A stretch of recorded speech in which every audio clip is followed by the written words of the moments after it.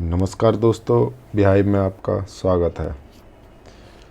आज हम बात करेंगे यूपीएससी सिविल सर्विसेज 2024-25 को बिगिनिंग से कैसे टारगेट करें। अगर आप बिगिनर हैं या आप बिगिनर नहीं भी हैं तो ये वीडियो आपके लिए है। इसमें मैं आपको सबसे सिंपल एंड सबसे कम रिसोर्सेज के साथ अप्रोच बताऊंगा जिसके थ्रू आपको यूपीएससी सिविल सर्विसेज के लिए टारगेट करना चाहिए।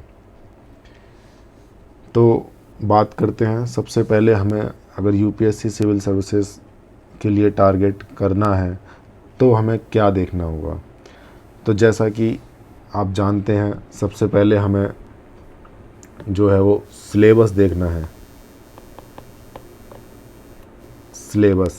सिलेबस में हमको क्या करना है।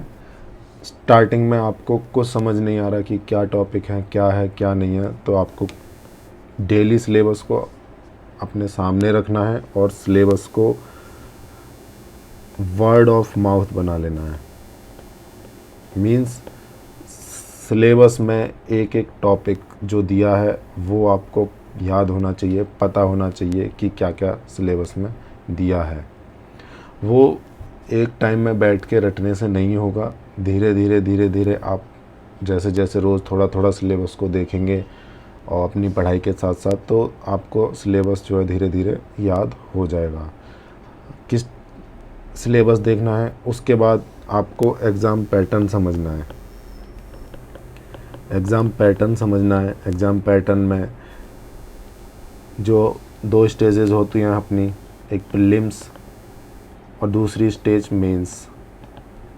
प्रीलिम्स में ऑब्जेक्टिव होता है जिसमें जीएस 1 और दूसरा जीएस और दूसरा सी सेट होता है। मेंस में रिटन स्टेज होती है और एक इंटरव्यू स्टेज होती है। रिटन में कौन कौन से एग्ज़ाम होते हैं ये सब कुछ आपको यूपीएससी का जो नोटिफिकेशन आता है उसमें सारी डिटेल्स आपको, सिलेबस और एग्ज़ाम पैटर्न्स आपको उस पीडीएफ में सब कुछ मिल जाएगा। तो आपको सबसे पहले ये चीज़ें समझनी होंगी। उसके बाद नेक्स्ट क्या आता है, हमें किस किस सब्जेक्ट के लिए क्या क्या कैसे कैसे प्रिपेयर करना है। तो यहाँ पे एक बोल वाला चलता है, हम इसको दो टाइप से इसको बाइफरकेट कर लेते हैं। हम बात कर रहे हैं जीएस के लिए। GS general studies.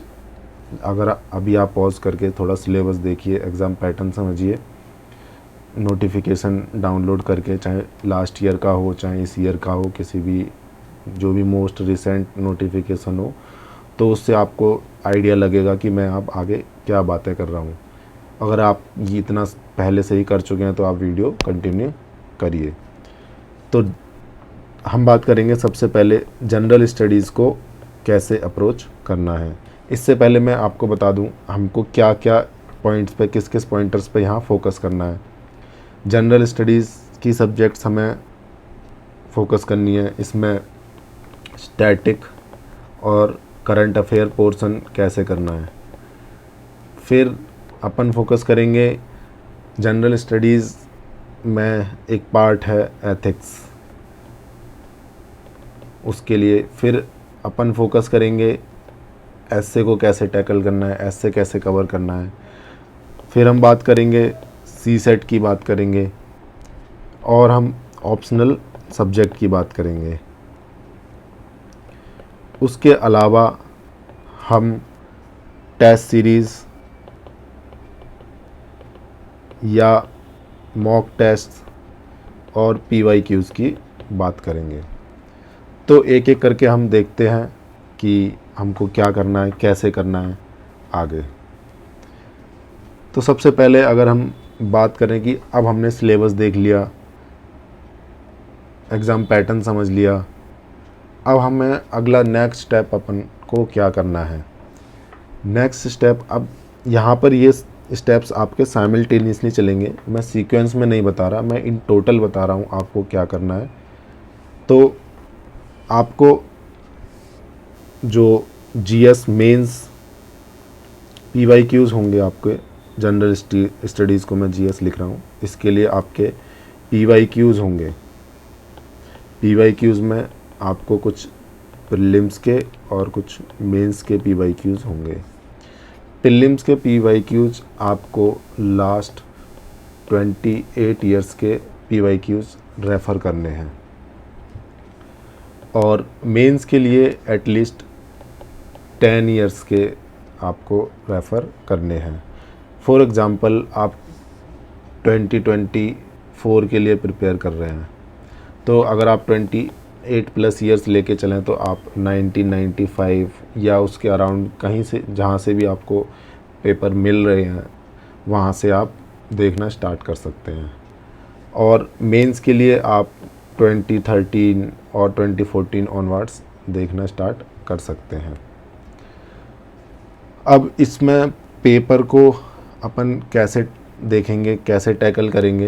प्रीलिम्स के लिए जब आप जैसे या मेंस के लिए जब आप कोई भी सब्जेक्ट स्टार्ट करते हैं, कोई भी सब्जेक्ट पढ़ते हैं, तो आप क्वेश्चन देख लीजिए किस टाइप के क्वेश्चन पूछे गए हैं, क्या सिलेबस था और उस टॉपिक्स में से किस किस टॉपिक में किस टाइप के क्वेश्चन बने हैं, किस टाइप के पूछ रहे हैं, क्या एक चेंज आ रहा है क्वेश्चंस के पूछने के तरीके में, कितना डेप्थ में जा रहा है। तो ये एक जनरल आइडिया आप ले लीजिए। आप कुछ नहीं तो आप स्टार्टिंग में आप जीरो से स्टार्ट कर रहे हैं, आपको कुछ नहीं पता, तो सिर्फ क्वेश्चंस की फैमिलियरिटी ले लीजिए। सॉल्व करने की आपको इनिशियली ज़रूरत नहीं है। बाद में जब आप सब्जेक्ट पढ़ लेंगे, समझ लेंगे, उसके बाद आप इसको सॉल्व कर सकते हैं। साथ के साथ टॉपिक वाइज करिए, फिर आगे चल के जैसे जैसे होगा हम बात करेंगे। तो आपको ये लास्ट 28 ईयर्स के प्रीलिम्स के और एटलीस्ट 10 ईयर्स के मेंस के क्वेश्चंस प्रीवियस ईयर के आपको देखने हैं। ये तो रही पीवाईक्यूज़ की बात। अब आपको क्या करना है, आपको सिलेबस में जो टॉपिक्स दिए हैं, जो स्टैटिक पोर्शन है जीएस का, स्टैटिक पोर्शंस, उसको कवर करना है और उसमें आपको अपना एक बेस बनाना है। हर टॉपिक के लिए, हर सब्जेक्ट के लिए एक बेस बनाना है।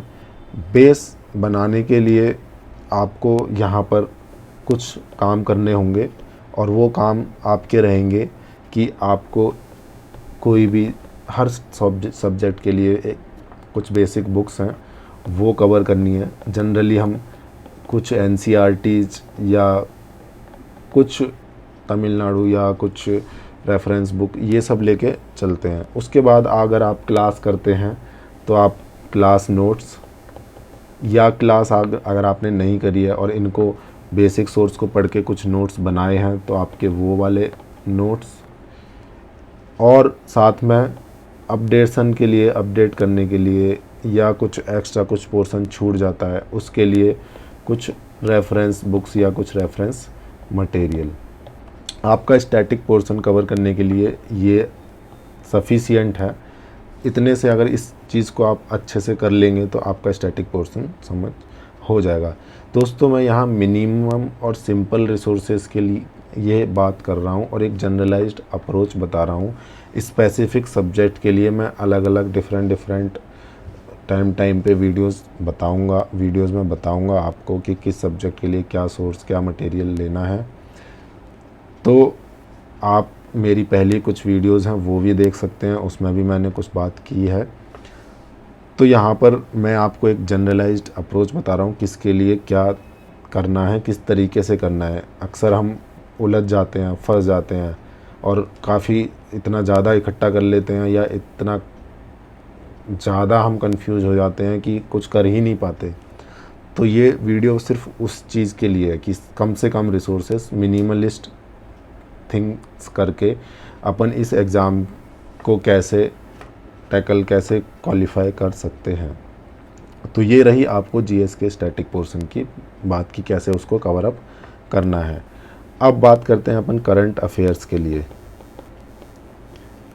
करंट अफेयर्स के लिए एक तो आपको इस एग्ज़ाम में आपको एक अवेयरनेस और एक एनालिटिकल स्किल, ये दो चीज़ होनी चाहिए। ये मैं इसलिए कह रहा हूँ, चाहे आपका प्रीलिम्स हो या मेंस हो, ये चीज़ आप मेंस के क्वेश्चन से तो अंदाज़ा लगा ही सकते हो। प्लस 2023 का जो प्रीलिम्स का पेपर हुआ है, प्रीलिम्स का जो एग्ज़ाम हुआ है 2023 का, उसमें जो क्वेश्चन पूछने का तरीका है, उसमें आपका एक सोसाइटल अवेयरनेस और दूसरा आपका जो कॉन्सेप्चुअल क्लैरिटी प्लस तीसरा आपका जो एनालिटिकल स्किल्स हैं, ये बहुत मैटर करती हैं बिसाइड्स नॉलेज। मुझे तो 2023 का पेपर देख के यही समझ में आया कि यूपीएससी जो है ये चीज़ें आपसे डिमांड कर रही है।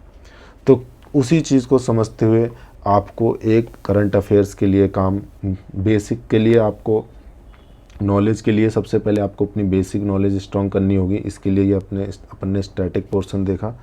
फिर अब बात करते हैं करंट अफेयर्स की। करंट अफेयर्स में आपको क्या करना है, सबसे पहले तो आप न्यूज़पेपर पढ़ने की हैबिट डालिए।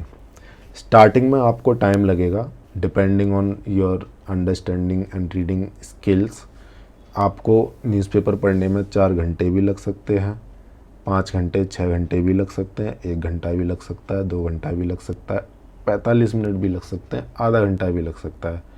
तो अगर आप बिगिनर हैं तो इस चीज़ से मत परेशान होइए कि मुझे इतना टाइम लग रहा है, मुझे इतना टाइम लग रहा है। वो धीरे धीरे करके टाइम एक ऑप्टिमम लेवल तक आपका टाइम रिड्यूस हो जाएगा। प्लस अगर आप जैसे साथ के साथ सिलेबस करते रहेंगे, सिलेबस देखते रहेंगे, तो आपको धीरे धीरे न्यूज़पेपर पढ़ते पढ़ते और सिलेबस देखते देखते आपका तालमेल जो है बैठ जाएगा कि मुझे न्यूज़पेपर में क्या छोड़ना है, क्या पढ़ना है। इसको कोई नहीं सिखाएगा आपको, और वो बकवास है कि आपको कोई बता दे कि ये टॉपिक पढ़ लो इसमें और उससे हो जाएगा। नहीं, आप खुद करिए, खुद पढ़िए, खुद समझिए क्या पढ़ना है, क्या छोड़ना है, और यही यूपीएससी आपसे चाहता है। तो न्यूज़पेपर आपको पढ़ना चाहिए, उसकी हैबिट डालनी चाहिए। पहला करंट अफेयर्स कवर करने के लिए ये। उसके बाद आपको किसी भी इंस्टीट्यूट की, किसी भी रेपुटेटेड इंस्टीट्यूट की मंथली करंट अफेयर्स की जो मैगज़ीन होती है वो कवर अप करनी है। ये कवर अप क्यों करनी है आपको, कि इसलिए करनी है मंथली मैगज़ीन्स की कवर अप कि इसमें आपको एक तो जो इशू हैं, जो भी हैं इशू एज पर सिलेबस, वो आपको एक जगह कंबाइंड मिल जाते हैं। प्लस आपने जो न्यूज़पेपर में कुछ पढ़ा होगा उसका मैटर वो एक स्टोरी की तरह चलता है कि आज कुछ हुआ वो न्यूज़पेपर में आया, फिर कल कुछ हुआ फिर न्यूज़पेपर में आया, फिर 15 दिन कुछ नहीं हुआ, फिर 20 दिन बाद कुछ हुआ वो न्यूज़पेपर में आया। तो वो सारी एक कंपाइलेशन आपको एक मंथली मैगज़ीन में एक जगह मिल जाती है। प्लस उस तरीके से मिलती है जिस तरीके से हमको चाहिए होती है अपने एग्ज़ाम पॉइंट ऑफ व्यू से। तो आप मंथली मैगज़ीन करिए हर मंथ। फिर उसके बाद आपको ईयर में एक बार बजट एंड इकोनॉमिक सर्वे के डॉक्यूमेंट्स आएंगे, उनकी कुछ समरी देते हैं इंस्टीट्यूट वाले, वहाँ से वो चीज़ करिए। और साथ ही साथ आपको कुछ हैंडआउट्स बनाने हैं, हैंडआउट्स प्रिपेयर करने हैं। वो कहाँ से प्रिपेयर होंगे आपके, ये जो आप जो पढ़ रहे हैं यहीं से आपके ये हैंडआउट्स प्रिपेयर हो जाएंगे। हैंडआउट्स कुछ हॉट टॉपिक्स होते हैं, जो हॉट टॉपिक्स मीन्स कुछ कॉमन टॉपिक्स होते हैं जिनके आने के एग्ज़ाम में पूछने के चांसेस होते ही हैं। वो आप तैयारी करते करते आपको समझ में आने लगेगा। तो आप उन टॉपिक्स पे अपने करंट अफेयर से रिलेटेड कुछ हैंडआउट्स बनाइए, फ्लो चार्ट्स बनाइए, जिससे कि आप ये चीज़ें कर पाएँ। Conceptual clarity, analytical skills, knowledge और अवेयरनेस तो आप कर ही लेंगे। तो ये चीज़ें कर पाए तो वो आप अपने किसी भी आंसर लिखने में या एग्ज़ाम में वो चीज़ आप यूज़ कर सकें। तो ये काम करना है आपको करंट अफेयर्स के लिए, जीएस के लिए। अब नेक्स्ट हम मूव ऑन करते हैं सी सेट पर। सी सेट से पहले अपन बात करते हैं एथिक्स की।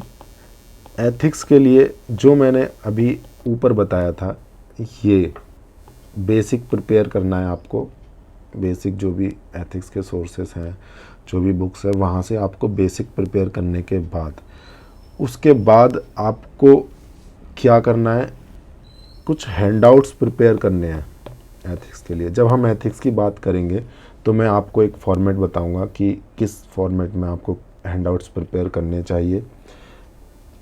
हैंडआउट्स किस चीज़ के प्रिपेयर करने हैं, अपन को कुछ एग्जाम्पल्स या कुछ फैक्ट्स या कुछ रिलीवेंट थिंग्स जो हम किसी वैल्यू से या खुद से या किसी चीज़ से उसको रिलेट कर सकें करंट हैपनिंग्स में से, या कुछ कंटेम्प्रेरी थिंग से, या कहीं हिस्ट्री से, कहीं से, तो अपने खुद के कुछ एग्जाम्पल्स इस तरीके का कुछ प्रिपेयर करना हर चीज़ से रिलेट करके। तो कुछ ऐसे हैंडआउट्स प्रिपेयर करने हैं। उसके अलावा आपको केस स्टडी सॉल्व करने के लिए कुछ 6 different, at least 6 different ways, means case study solve करना तो एक ही तरीके से, बट उसको प्रेजेंट करने के 6 डिफरेंट वेज अपने जो हैं वो बनाने होंगे, अलग अलग तरीके के एटलीस्ट 6 डिफरेंट वेज आपको बनाने होंगे, जिससे कि आपकी आंसर कॉपी में मोनोटनी ना दिखे कि आपने 2 वेज सीख लिए और 6 क्वेश्चन पूछे हैं तो आपने 3 एक ही तरीके से प्रेजेंट कर दिए, तो वो नहीं हो। इसीलिए तो एथिक्स में इस तरीके से चलेंगे। उसके बाद ऐसे के लिए आपको कुछ नहीं करना। ऐसे के लिए आप न्यूज़पेपर पढ़ रहे हैं, उसमें एडिटोरियल्स पढ़ते हैं, तो एडिटोरियल्स को आप समझिए, अच्छे से समझने की कोशिश करिए। हो सके तो एडिटोरियल्स के फ्लो चार्ट्स रफ कॉपी में जहाँ एडिटोरियल पढ़ रहे हैं वहीं बना लीजिए, समझने के लिए, नया कि बाद में रिवाइज या वो सब करने के लिए नहीं, बस समझने के लिए, लिंक बैठाने के लिए। तो ऐसे के लिए आपके पास जीएस से, एथिक्स से, काफ़ी जो भी आप ऑप्शनल कहीं से भी कुछ भी पढ़ेंगे वहाँ से आपका कंटेंट काफ़ी रेडी हो जाएगा। ठीक, आप चाहें तो कुछ स्पेसिफिक टॉपिक्स पे ऐसे के लिए कुछ हैंडआउट्स अपने प्रिपेयर कर सकते हैं, और नहीं चाहें तो नहीं भी कर सकते, कोई प्रॉब्लम नहीं है। उसके बाद आपको हैंडआउट्स में क्या लिखना है क्या नहीं लिखना है ये आपको समझ आएगा। आप हर एक फोर्टनाइट पर, मीन्स हर 15 दिन में आप 2 ऐसे लिखिए। ये 2 ऐसे आपको ऐसे नहीं 7-7 दिन में लिखना, नहीं, आपको सेम डे आपको एक ऐसे लिखना है, और उसी तुरंत बाद या कुछ ब्रेक लेके, स्टार्टिंग में ब्रेक लेके, बट धीरे धीरे बाद में करते करते तुरंत बाद एक दूसरा ऐसे लिखना है। क्यों ये लिखना है? क्योंकि आपको एग्ज़ाम में 2 ऐसे लिखने होते हैं, तो बेटर होगा कि आप 2 ऐसे की ही प्रैक्टिस करके चलें, और दोनों ऐसे में अगर आप साथ में लिखेंगे तो आपको डिफरेंस करना आ जाएगा, मोनोटनी आपके आंसर शीट में नहीं दिखेगी। तो ये आपको इस तरीके से ऐसे की अप्रोच लेके चलनी है। हमने स्टैटिक जीएस स्टैटिक कवर किया, करंट अफेयर कवर किया, एथिक्स कवर किया, ऐसे कवर किया। यहाँ तक हमारा जीएस का मेंस और प्री पढ़ने लायक अपन हो जाएंगे। हम ये क्यों कर रहे हैं स्टार्टिंग में? देखिए, प्री एग्ज़ाम देने से पहले हमको मेंस रेडी होना चाहिए। अगर हम मेंस रेडी हैं ऑलरेडी, कोई भी प्री आने से पहले मेंस रेडी हैं, तो हमारे फाइनल लिस्ट तक, फाइनल सिलेक्शन तक जाने के चांसेस हैं कम से कम समय में, कम से कम नंबर ऑफ़ अटैम्प्ट्स में। अगर हम मेंस रेडी नहीं हैं और हम प्री देने चले गए, बाई चांस प्री क्वालिफाई हो या ना हो, हम एक ऐसी वीसीएस साइकिल में फंस जाएंगे कि आपके 5 साल कब निकल जाएं और आप 5 साल में मेंस रेडी भी ना हो पाओ। क्यों? आपको प्रीलिम्स दोगे, आप मेंस रेडी है नहीं, प्रीलिम्स क्वालिफाई हो गया तो मेंस के लिए जल्दी प्रिपेयर करोगे, मेंस उसमें हो सकता है हो ना हो, कुछ कह नहीं सकते, नहीं हुआ फिर आप नेक्स्ट प्रीलिम्स के लिए करोगे, तो वो साइकिल आपकी चलती रहेगी। अगर बाई चांस प्रीलिम्स नहीं हुआ तो आप नेक्स्ट ईयर प्रीलिम्स पर इतना जोर दे दोगे कि मेंस रेडी अपने आप को कर ही नहीं पाओगे। तो बेटर ये है आप अपने फर्स्ट अटैम्प्ट, या अभी तक नहीं किया है तो सबसे पहले अपने आप को मेंस रेडी करिए, और मेंस रेडी करने के लिए ये सब करना होगा आपको। उसके अलावा जब आपका प्रीलिम्स का टाइम आएगा, ये जो सब किया है ये सारा कुछ आपको प्रीलिम्स में काम आएगा। तो वहाँ से आप फिर उसके बाद प्रीलिम्स स्पेसिफिक तैयारी होगी आपकी, तो वहाँ से आप फिर प्री के लिए रेडी हो जाएंगे।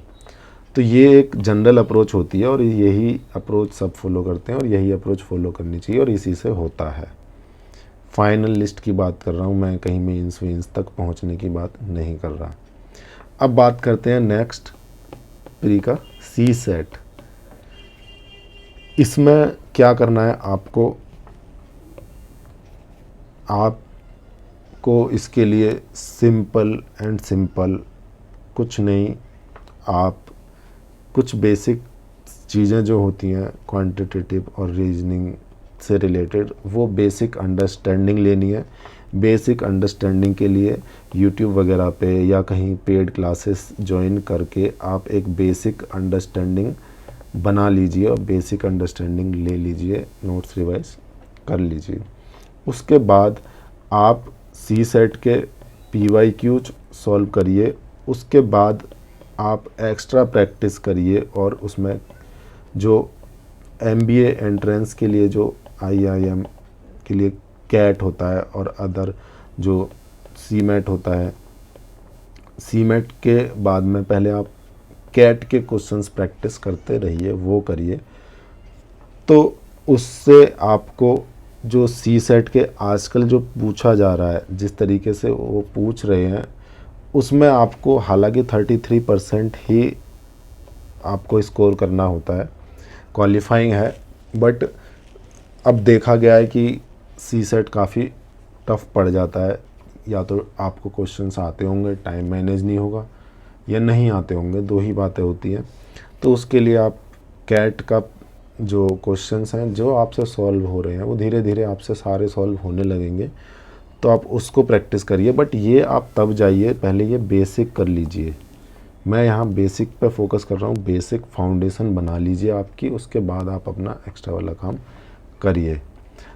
और ये हो गया आपका सी सेट। स्पीड बढ़ाने के लिए जैसे मैं टिप दे दूँ आपको, तो जैसे आप टेबल्स याद कर लीजिए 1 to 30, आप स्क्वायर्स याद कर लीजिए 1 to 20, आप क्यूब्स याद कर लीजिए 1 to 20। तो उससे आपको क्वेश्चंस जो है रिकॉग्नाइज करने में, सॉल्व करने में आपका टाइम जो है बचेगा।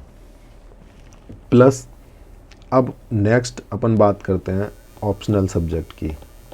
ऑप्शनल सब्जेक्ट में आपको जो अप्रोच हम GS के लिए लेके चल रहे थे, कुछ उसी तरीके से हमें लेके चलना है। अपन को क्या करना है कि बेसिक्स रेडी करना है अपना, ठीक है, बेसिक्स रेडी करना है, नोट्स प्रिपेयर करने हैं और उन नोट्स को अपना रिवाइज करना है और अपडेट करते रहना है टाइम टू टाइम। साथ ही साथ में इसके ऑप्शनल सब्जेक्ट के जो PYQs होते हैं, जितने ज़्यादा हम PYQs लिखो, प्रैक्टिस करो, उतना ही आपको फ़ायदा होगा। क्यों? ऑप्शनल में क्वेश्चंस आपके जो हैं, टॉपिक्स जो आपके रिपीट होते हैं, क्वेश्चन पूछने का थोड़ा बहुत तरीका चेंज होता है और आपको उसको लिखने का भी तरीका एवरी ईयर आपका चेंज होना चाहिए as per the current events.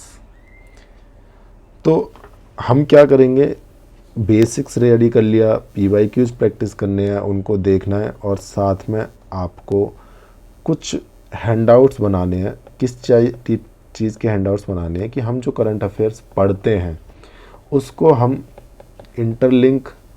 Interlinking करनी है। अगर आपका जो इस टाइप का सब्जेक्ट है जो करंट अफेयर डिपेंडेंट है, जैसे PSIR हो गया, सोशियोलॉजी हो गया, इस टाइप का जो सब्जेक्ट है आपका, ये करंट अफेयर डिपेंडेंट है, तो आपको वो लेके आपको इंटरलिंकिंग करनी है अपने जो सब्जेक्ट है, ऑप्शनल सब्जेक्ट के टॉपिक्स से।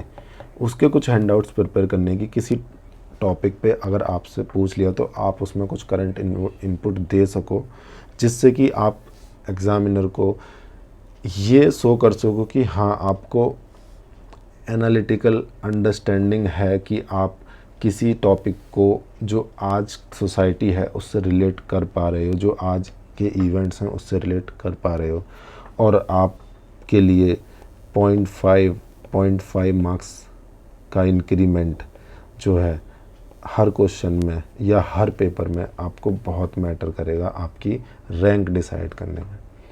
अब बात करते हैं, यहाँ पर हमने सारा कुछ बात कर लिया, जीएस कवर करना, पीवाईक्यू, सिलेबस, पैटर्न, सब कुछ देखना। मैंने बात नहीं की अभी तक किस चीज़ की, टेस्ट सीरीज़ की। तो दोस्तों हम क्या करते हैं कि जैसे हम कोर्स में एडमिशन लेते हैं, लेते ही साथ में अपन टेस्ट सीरीज़ भी ज्वाइन कर लेते हैं। मैं आपको सजेस्ट करूँगा कि आप जो है टेस्ट सीरीज थोड़ा रुक के ज्वाइन करिए। रुक के इन द सेंस, आप ये जो बेसिक है अपना बेसिक प्रिपेयर करके बेसिक टॉपिक्स प्रिपेयर कर लीजिए। और आपको प्रैक्टिस के लिए आप अपने पीवाईक्यूज़ प्रैक्टिस करिए, चाहे वो मेंस के हो चाहे वो प्री के हो, और उनको आप ज़्यादा से ज़्यादा सेल्फ इवेल्युएट करिए। सेल्फ इवेल्युएशन से आपकी जो ओरिजिनलिटी है और जो आप एग्ज़ाम की अंडरस्टैंडिंग बनाएंगे, उसके तरीके से आपको जो वहाँ पे प्रेजेंट करना है वो चीज़ आप डेवलप कर लेंगे। तो ये सब करने के बाद आप मेंस की टेस्ट सीरीज ज्वाइन करिए। मेंस की टेस्ट सीरीज आप इवेल्युएशन के लिए नहीं, किसी चीज़ के लिए नहीं, सिर्फ प्रैक्टिस करने के लिए। प्रैक्टिस किस सेंस में कि आपको वहाँ पर 3 आवर्स बैठ के एग्ज़ाम देना है, क्वेश्चन लिखना है।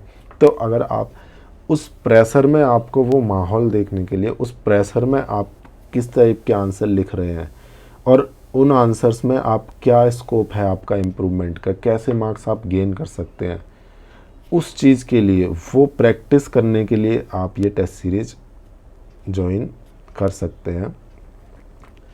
पेड, अगर आपके पास पैसा है पेड कर लीजिए, नहीं तो कोई आप करंट ईयर्स की आजकल काफ़ी जगह मिल जाती हैं टेस्ट सीरीज़ के क्वेश्चंस वगैरह, वो आप लिख के अपने पीयर से किसी से भी एवेल्युएट करा सकते हैं या खुद भी एवेल्युएट करेंगे। अगर आप ये करेंगे काफ़ी टाइम तक तो आपको अंडरस्टैंडिंग आ जाएगी, प्लस आप अपने टीचर वगैरह कहीं से भी एवेल्युएट करा सकते हैं। साथ में कि जो करंट इश्यूज़ होते हैं, आप तो जो करंट, अगर आप कोई करंट टेस्ट सीरीज़ उठा रहे हैं तो उससे वो क्वेश्चन कुछ बना देते हैं, तो वहाँ से कुछ हेल्प मिल जाती है। मेंस के लिए बात कर ली। प्रीलिम्स के लिए आप, जब प्रीलिम्स आपका आने वाला हो, जब प्रीलिम्स नज़दीक हो, तो वहाँ पे आप अपना FLT जो फुल लेंथ टेस्ट होते हैं उसको अपनी हैबिट में लाने के लिए, एग्ज़ाम सेटिंग्स को अपनी हैबिट में लाने के लिए, जो हम 2 घंटे बैठ के पेपर सॉल्व करेंगे, उसको हैबिट में लाने के लिए आप FLT टेस्ट दे सकते हैं। बाकी जो सब्जेक्ट वाइज, टॉपिक वाइज, वो आपकी चॉइस है, जो आपको देना है वो आप तब दीजिए। वो कुछ टेस्ट आप तब सॉल्व करिए जब आप उस सब्जेक्ट को पढ़ रहे हो या रिवाइज़ कर रहे हो या प्रिपेयर कर रहे हो उस टॉपिक को, तब करिए। और बाकी इसके लिए FLT दीजिए। और इसके लिए कोई कुछ पेड लेने की ज़रूरत नहीं है, मार्केट में मिल जाते हैं, फ़ोटोकॉपी शॉप्स पे आपको ये सब मिल जाएंगे, जेरोक्स कॉपी की दुकान पे, तो वहाँ से आप लाके इसको प्रैक्टिस कर सकते हैं। और अगर आप के पास पैसा है तो मैं कहूँगा कि आप ख़रीद लीजिए। तो ये टेस्ट सीरीज़ की बात हो गई, मॉक टेस्ट की बात हो गई। अब यहाँ पर दोस्तों एक्स्ट्रा इसके ऊपर ऐड ऑन करने के लिए काफ़ी चीज़ें होती हैं, आप ऐड ऑन कर सकते हो विद टाइम, बट इतना आपको एटलीस्ट ये मिनिमम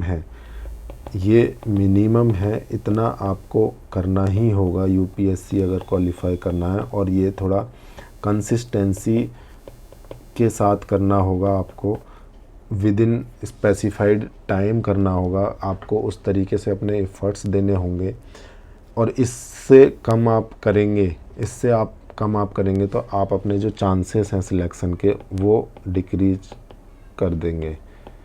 तो बेटर ये है कि अपनी ये बाउंड्री सेट कर लीजिए कि मुझे इतना तो करना ही है, यहाँ तक तो जाना ही है। और ये जो मैं बताया है ऊपर, ये आपकी ये बाउंड्री हो सकती है। उसके ऊपर आपको जो रैंक इम्प्रूवमेंट के लिए या रैंक लेनी है या टॉपर्स में आना है, तो उसके लिए आपको ऐड ऑन करना पड़ेगा। और साथ में आप जब ये चीज़ करेंगे तो एक चीज़ होती है जो शायद ही बहुत कम बच्चों ने सीखी होती है, वो है कि हमको जो है वो पढ़ाई किस तरीके से करनी है, पढ़ना कैसे है। पढ़ तो सब लेते हैं बट कैसे।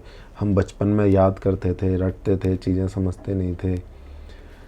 आज पढ़ ली, 10 दिन बाद 10 दिन छोड़ दी, फिर 10 दिन बाद, तो वो सब पढ़ाई जो है वो कैसे करनी है, वो एक कंसिस्टेंसी से और समझ के करनी है।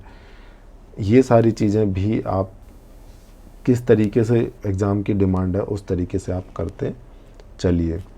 अगर आप इतना रेडी कर लेंगे जो मैंने बताया है, तो आप माने जाएंगे कि हाँ, आप यूपीएससी रेडी हैं।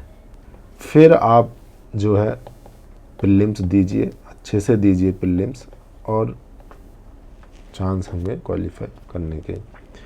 ये चीज़ करने में आप जल्दबाजी नहीं करिए, इसको तरीके से ढंग से करिए, और फिर करने के बाद फिर आप आगे मूव ऑन करिए।